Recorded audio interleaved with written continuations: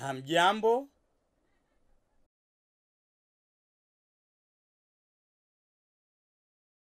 Jina la kitabu: Utamaduni Wetu.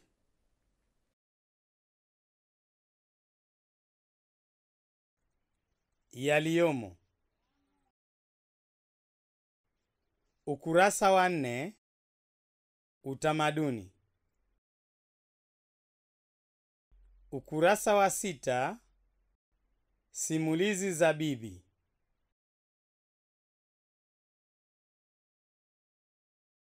Ukurasa wa 14, mavazi ya Kizanzibari.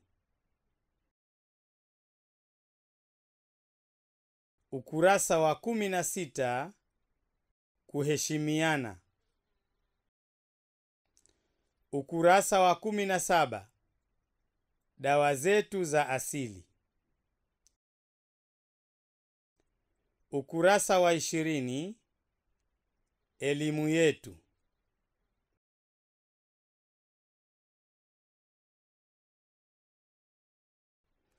Ukurasa wa 21, vyakula vya asili. Ukurasa wa 22, njia za mawasiliano. Ukurasa wa 25, sherehe. Ukurasa wa 26, siasa.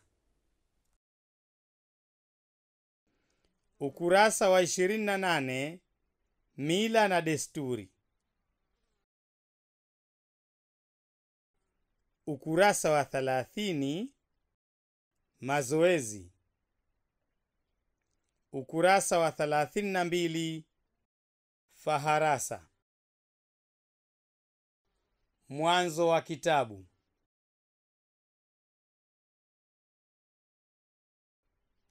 Utamaduni.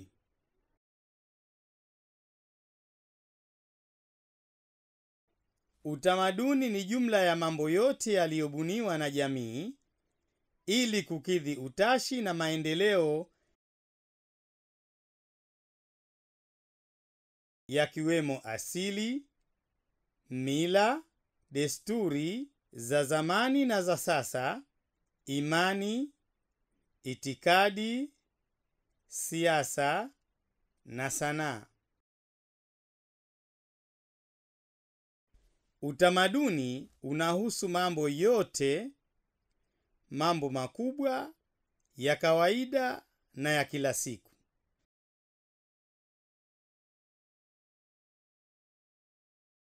Mambo makubwa ni kama vile aina za siasa na mfumo wa uongozi.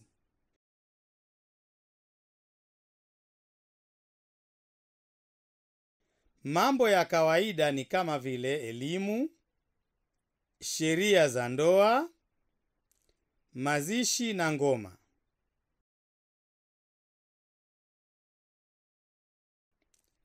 Mambo ya kila siku ni kama vile dini, chakula, upishi, mavazi na uhusiano wa kijamii.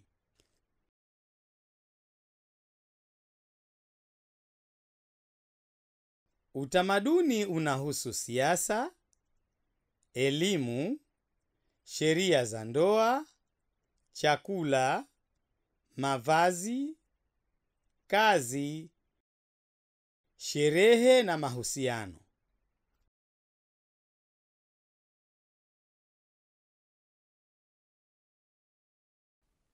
Simulizi za bibi.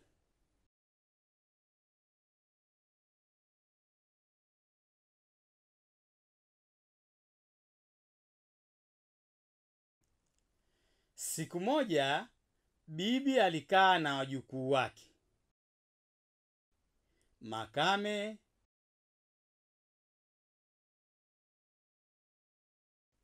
Eshe,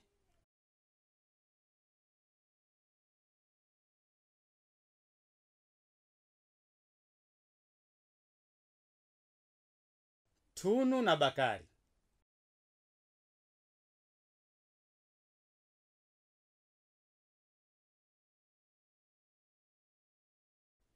akawasimulia hadithi.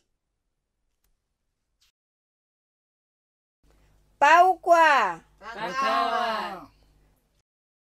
Hapo zamani za kale,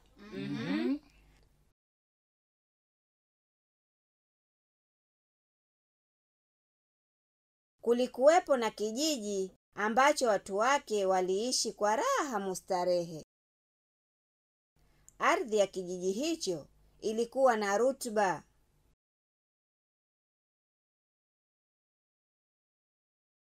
Wanakijiji walilima mazao ya chakula na ya biashara yenye kukidhi mahitaji yao yote.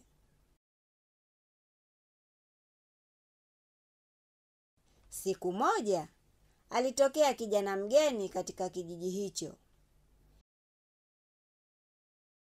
Vijana wengi walimwangalia kwa mashaka, maana alikuwa amevaa nguo tofauti na wanazovaa wanakijiji.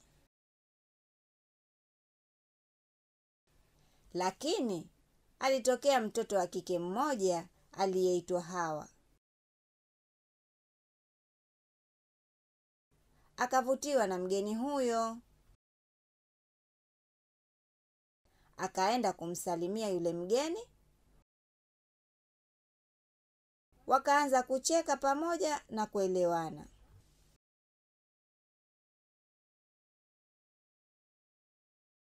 Hawa aliamua kumfuata yule mgeni, licha ya wanakijiji kumkataza kwa kumwambia, "Rudi, rudi." Hawa hakutaka kusikia. Akaamua kumfuata yule mgeni kwa vile alivyopendeza, alivyomtanashati, alivyo na kauli nzuri. Baada ya muda, mgeni akaanza kuvimba. Akavimba, akavimba, akavimba. Nguo alizovaa zilichanika zote, pua ikawa ndefu. Macho yake yalibadilika, na katikati ya macho yake likatokea jicho jingine la tatu. Likawa jitu la kutisha.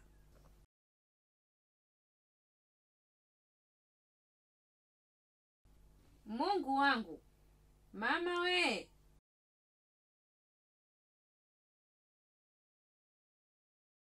Hawa aliogopa na alitetemeka. Alipiga kelele na kuanza kukimbia kurudi kijijini. Ghafla jitu lile likatoweka. Haya wajukuu wangu, hapo ndio mwisho wa hadithi yangu.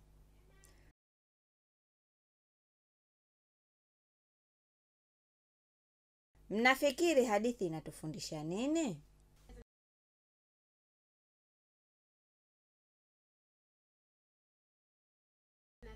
Hadithi inatufundisha tusipende kuwafuata watu tusiowajua. Sawa kabisa. Pia tunapaswa kufanya uchunguzi kabla ya kuamua jambo. Tusidanganywe na mambo ya kigeni tukadharau yetu. Vile vile tujihadhari na watu wenye tabia mbaya, wadhalilishaji na wabakaji.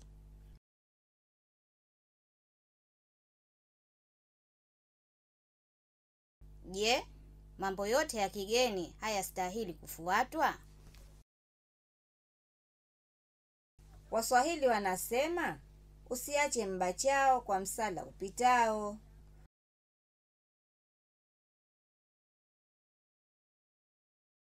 Utamaduni wetu ni nzuri.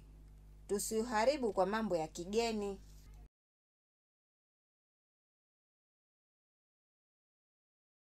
Bibi, mambo yote ya kigeni ni mabaya? Nadhani kuna mambo si mabaya. Tunatazama televisheni na kuifurahia. Tunatumia simu na kompyuta.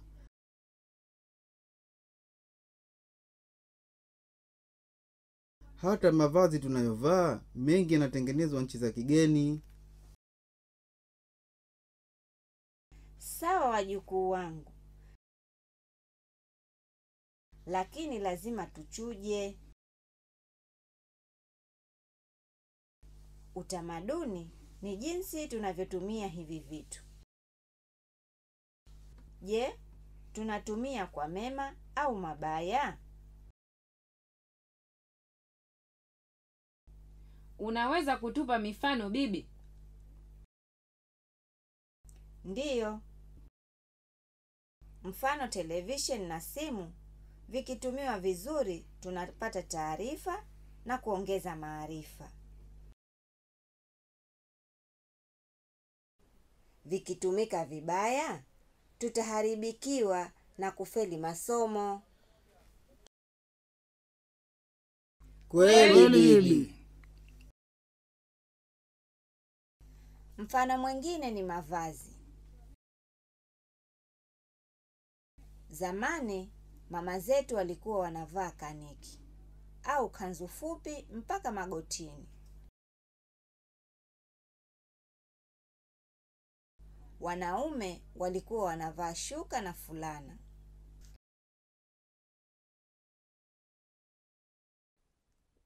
Mavazi. Kwa kweli, zamani mavazi ya wanawake hayakuwa mazuri wakati ule kwa sababu yalikuwa hayawastiri vizuri. Siku hizi, hali ni tofauti. Wanawake wanavaa vizuri kwa sababu mavazi wanayoyavaa yanawasitiri mwili mzima. Lakini mavazi hubadilika pia. Hali hii huonesha kwamba utamaduni hubadilika pia. Baibui la ukaya katika mwanzoni mwa miaka ya 50 hadi kufikia mwishoni mwa miaka ya 80 lilikuwa ni vazi muhimu kwa wanawake wa maeneo ya pwani ya Afrika Mashariki. Mabaibui hayo yalihifadhi sehemu kubwa ya mwili wa mwanamke, hali inayoendana na itikadi za wanawake wa maeneo hayo. Hata hivyo, hali hivi sasa imekuwa tofauti baada ya kuingia kwa mabaibui ya kisasa maarufu kama abaya. Hivyo kulifanya baibui la ukaya kuonekana kama limepitwa na wakati. Mavazi ya Kizanzibari.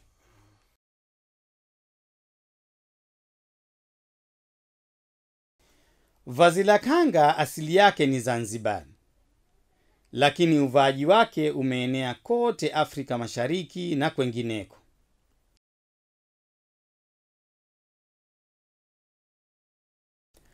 Kanga ni vazi linalopendwa na wanawake wa aina zote, vijana na wazee, mijini na vijijini. Ndiyo maana wanawake wengi huvaa kanga. Vile vile, watoto wengi utotoni walibebwa na mama zao kwa kutumia kanga. Kanga pia ni mfano wa utamaduni unaoendana na wakati. Maana zilianza kutengenezwa na kutumika tangu mwaka 1860.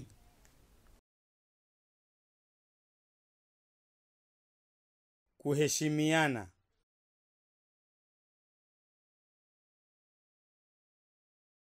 Watu lazima waheshimiane. Wadogo waheshimiane na waheshimu wakubwa. Pia wakubwa waheshimiane na wawaheshimu wadogo.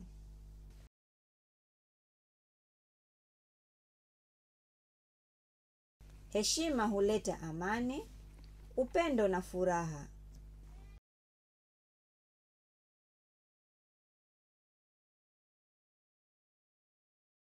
Heshima huleta amani, upendo na furaha.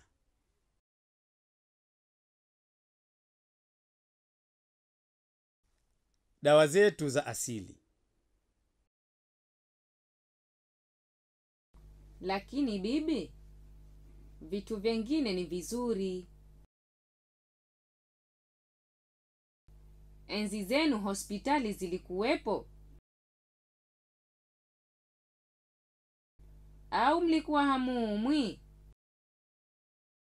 Kwa nini tusiumwe na hali ya kuwa sisi ni binadamu? Kama mlikuwa mnaumwa, dawa mlikuwa mnapata wapi? Sisi tulikuwa na dawa zetu nzuri sana za asili, kama vile karafuu, mshubiri na mtunda mwarobaini.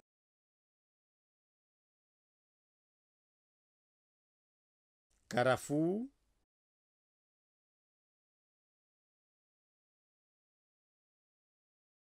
mshubiri,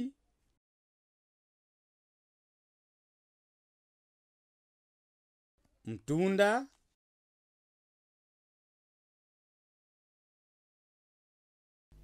Wazee wetu walipanda miti ya aina mbalimbali. Baadhi ya miti hii ilikuwa ikitumika kama dawa za kutibu maradhi mbalimbali. Ndiyo maana na kuona unachemsha vile vijiti kila moyo ukienda mbio.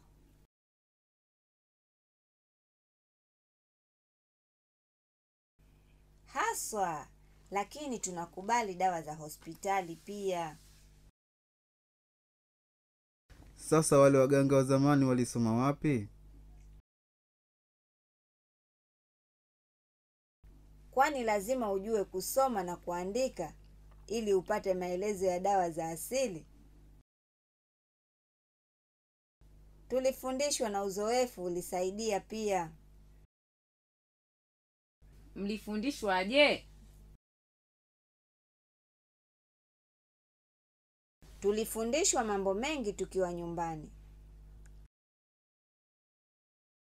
Kwa sisi watoto wa kike, jiko lilikuwa darasa.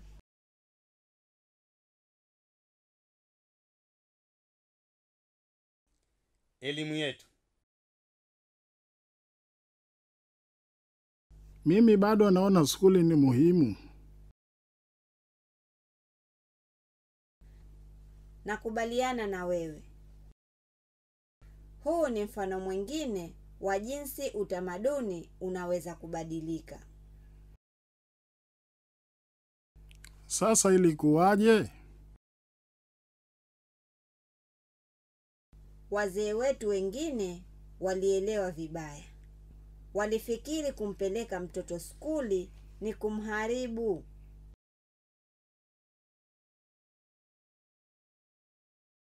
Skuli mnapata maarifa mapya mengi sana. Nashukuru tumekubaliana kwa hili.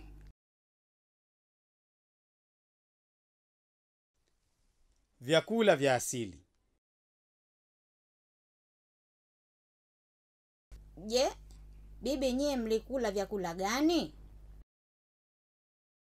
Tulikula vyakula mbalimbali. Tulikula wali, seto, samaki na ugali wa muhogo. Tulipika chukuchuku, tulichemsha au kubanika. Pia tulitumia chumvi kiasi na mafuta kidogo sana.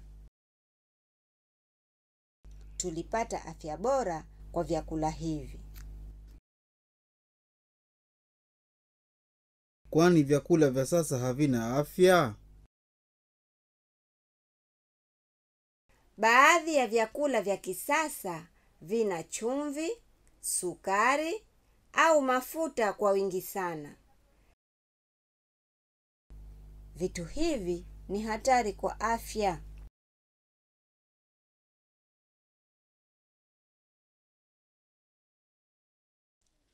Ugali wa muhogo, wali, mseto,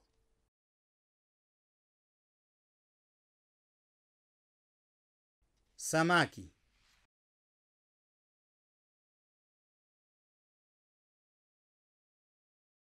Njia za mawasiliano.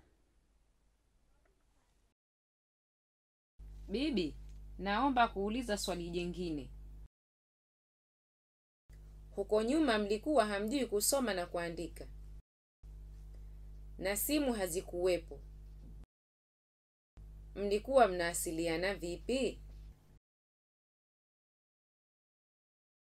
Zama zetu watu waliweza kuwasiliana kwa kutumia mapigo ya ngoma, pembe na upatu.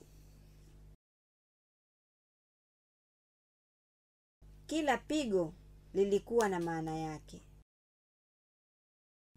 Kwa mfano, kulikuwa na mpigo wa kuwaita watu. Wakisikia wanatoka wote kwenda kukutana. Pembe,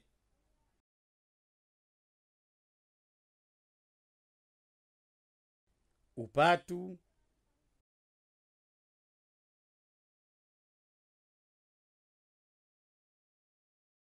Bibi, mlikuwa mnawasiliana vipi na mtoto wako wa mjini wakati wewe uko Makunduchi? Ulikuwa unampigia ngoma?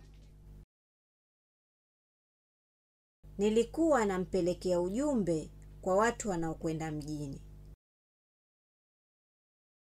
Naye aliweza kuandika barua, kisha namtafuta mtu wa kunisomea.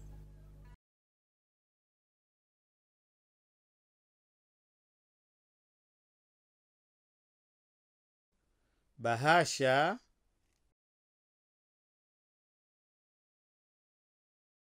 Sasa unatumia simu, si ndio rahisi bibi? Kweli, simu pia imekuwa sehemu ya utamaduni wetu. Lakini ukumbuke daima, simu itumiwe vizuri na isitumike vibaya. Kwa mfano, kuchochea udhalilishaji, ubakaji na uhalifu. Bibi, kuna njia nyingine yoyote ya mawasiliano? Mjukuu wangu, sasa tunapata mawasiliano kupitia television, redio na magazeti, ambao ni utamaduni wa kisasa wa mawasiliano.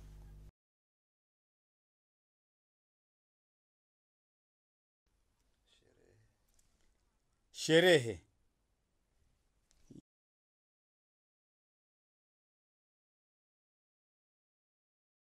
Bibi, zama hizi tunafanya sherehe za utamaduni? Ndiyo, tunafanya. Kwa mfano, sherehe za mwaka Kogwa na sherehe za Mapinduzi.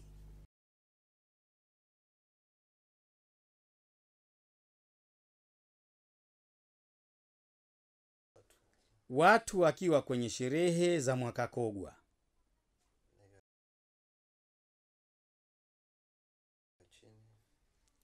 Sherehe za mwaka Kogwa zinasherehekewa kila mwaka katika kijiji cha Makunduchi kilichopo Kusini Unguja.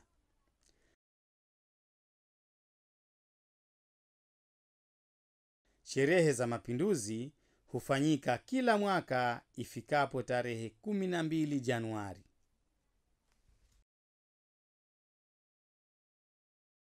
Siasa.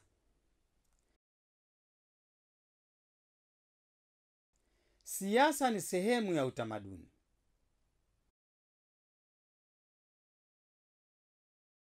Tunataka siasa ya utu, ya kuheshimiana na kushirikiana katika kujenga taifa imara.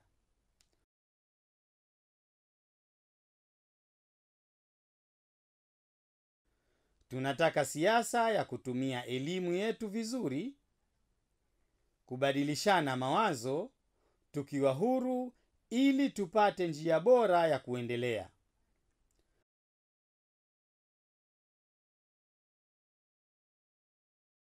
Tukiwa na siasa ya utu, hakuna mtu atakayetuingilia.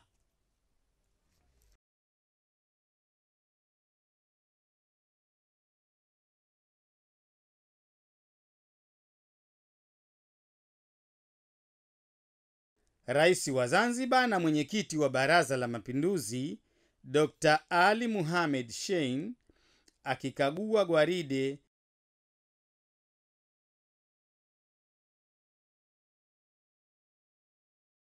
katika maadhimisho ya sherehe za mapinduzi zilizofanyika mwaka 2018 katika uwanja wa Amani mjini Zanzibar.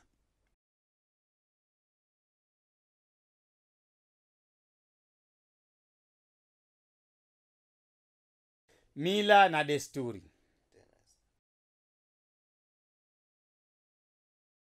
Sasa ni wakati wa kulala, wajukuu zangu.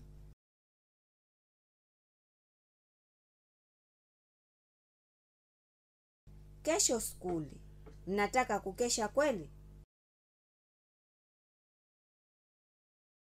Swali la mwisho bibi. Hivi kuna tofauti gani kati ya mila na desturi?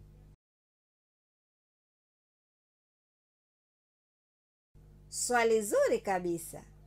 Desturi ni jambo lililozoeleka.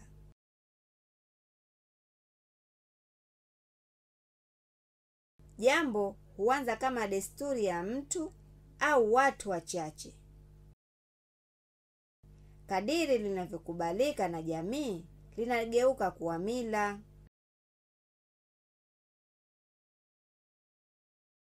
Kwa hiyo mila ni desturi zilizokubalika na kutumika na walio wengi. Sawa bibi?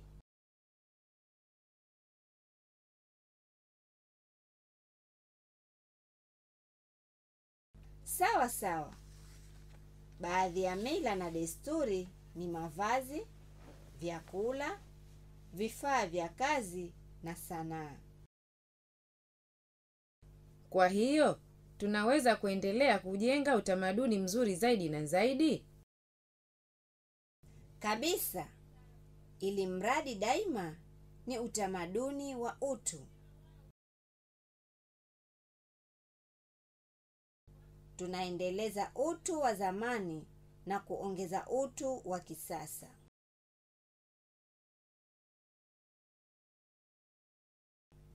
Sasa nendeni mkalale.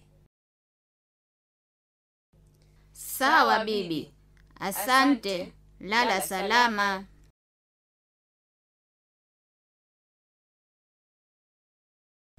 Asanteni na nyie pia mlale salama.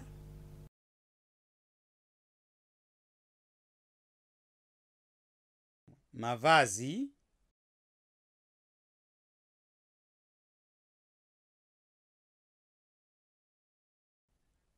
biriani,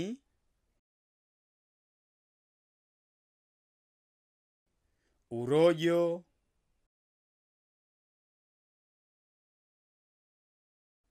pilau,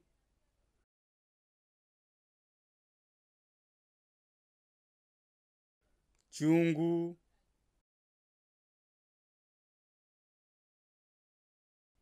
chetezo.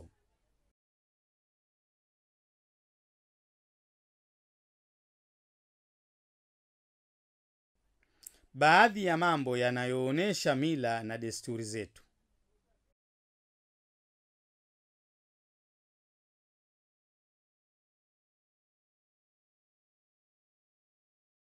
Mazoezi.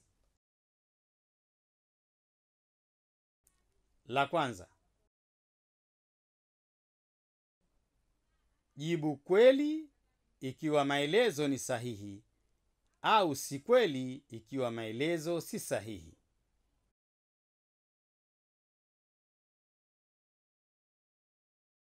A. Ili tuishi vizuri, tunapaswa tuchague mambo mazuri ya utamaduni na kuyaacha yale yasiyofaa.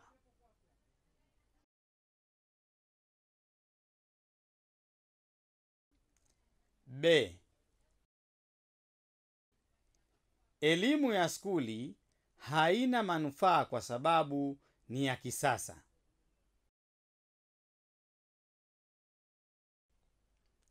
C.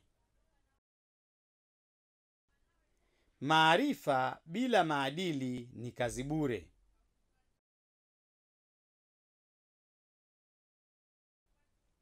D. Kaniki ni vazi la asili lililovaliwa na wanawake na wanaume.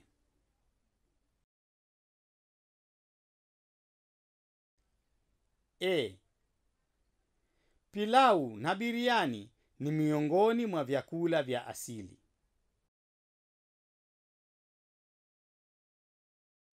F. Upatu na televisheni ni vyombo vya kisasa vya mawasiliano. La pili. Ainisha mambo ya kale, zamani na ya sasa kwa kutumia picha zifuatazo.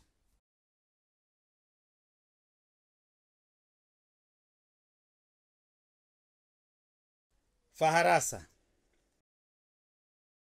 B, A, I, B, U, I. Baibui.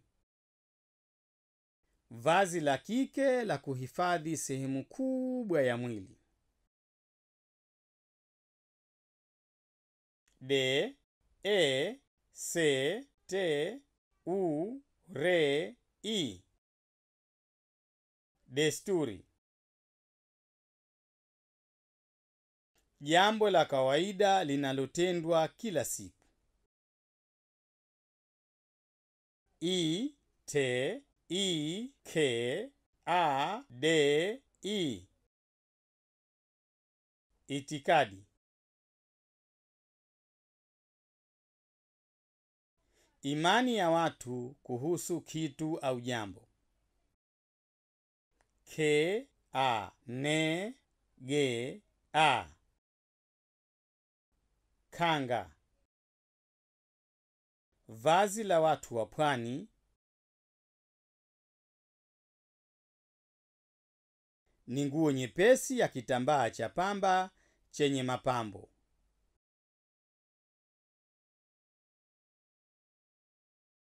Kanga ina mji, pindo na jina.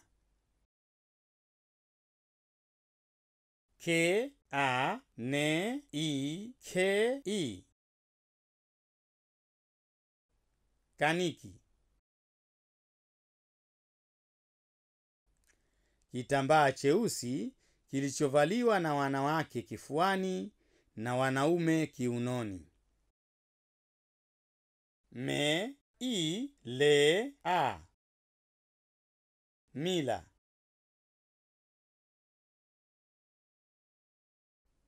Mambo yaliyokubalika kufanywa na watu wa jamii fulani. Me, se, he, u, be, i, re, i. Mshubiri. Mmea kama mnanasi mchanga wenye utomvu mchungu unaotumiwa kama dawa. U, te, a, me, a, de, u, ne, i. Utamaduni. Mwenendo wa jumla wa maisha ya jamii fulani. U, te, a, se, he, i. utashi.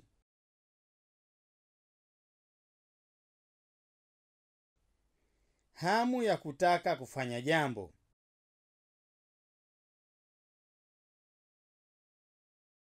U, pe, a, te, u.